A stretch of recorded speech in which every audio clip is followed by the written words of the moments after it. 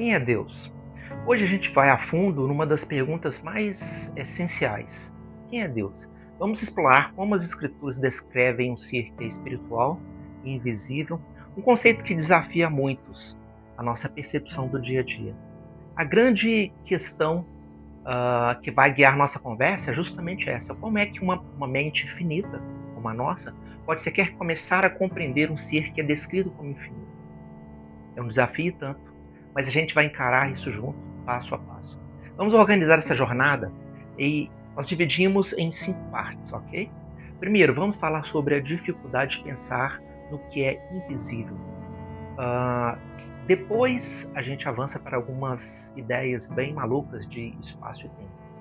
Conhecimento e poder absoluto e, claro, a essência de Deus. E por fim, vamos entender uma diferença que é chave. Saber o que é versus e entender como. Certo, vamos começar então. Nossa primeira parada justamente nesse desafio inicial. Como é que se entende um ser que a gente não pode ver e não pode medir? Né? A base de tudo é essa definição de ser espiritual. Segundo a nossa percepção, né, é um ser consciente, pessoal, mas sem um corpo físico, ou seja, não dá para tocar, não dá para medir, não dá para sentir como nossos sentidos. E aí que entra uma coisa bem interessante, a linguagem. As escrituras usam metáforas, né, falam com as mãos, com os olhos, com a boca, mas não é literal, claro. É um jeito de ajudar a gente a entender ideias abstratas, como o poder dele, capacidade de ver tudo e como ele se revela para nós.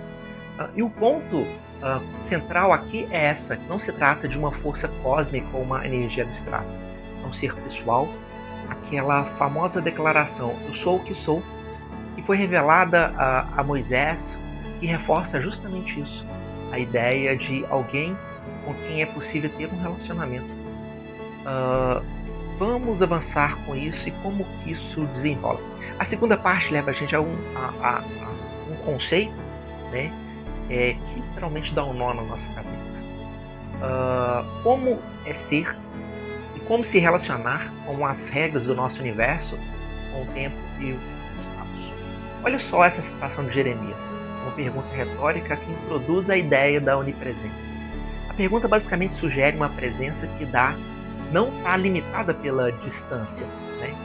E que está tão perto quanto longe ao mesmo tempo. Isso nos joga direto nessa ideia radical.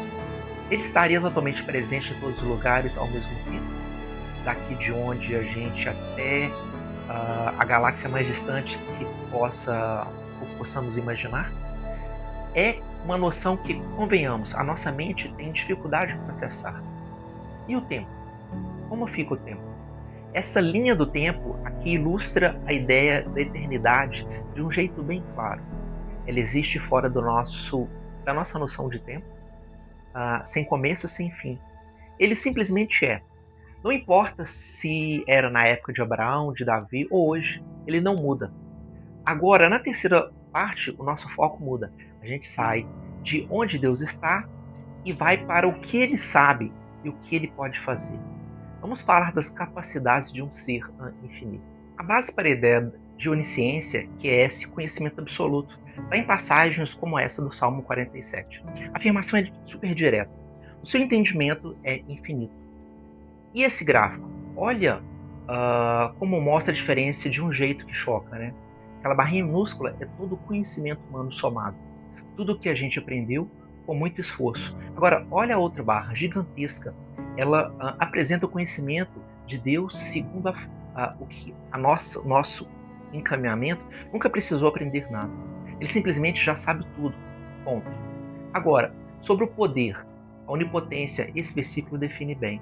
A liberdade e a capacidade de fazer o que quiser. Do movimento das estrelas até a brisa mais leve, tudo estaria sobre o controle dele. Chegamos numa parte que é fundamental. Depois de entender a escala desse poder todo, a grande pergunta é: qual é a natureza moral desse ser? Qual é o caráter que existe por trás de tanto poder? É uma pergunta que a gente não pode evitar. Pensa bem. Se é um ser eterno, onipresente, onisciente e onipotente, como ele é? De acordo com o nosso vídeo aqui, né, o encaminhamento que nós trazemos, ele seria a coisa mais aterrorizante do universo se um ser assim fosse mal ou tirano, não é? Então, as escrituras revelam 5 atributos morais principais. Ele é descrito como santo, que significa separado, puro, justo, ou seja, sempre age da maneira correta, amoroso, cheio de compaixão e fidelidade, bom, benevolente com todos e sábio, ponto de trazer todo o entendimento. E esse versículo de Mateus dá um bom exemplo, bem prático dessa bondade, que não faz distinção. O sol, a chuva, coisas essenciais para a vida são dados para todo mundo, sejam pessoas boas ou más, justas ou injustas, sem exceção. E para reforçar a ideia de justiça divina, olha esse número, é forte. Segundo o nosso vídeo, o número de atos, pensamentos ou palavras erradas que esse ser pode cometer é 0. Absolutamente tudo o que ele faz é o correto. Bom, estamos chegando na última sessão.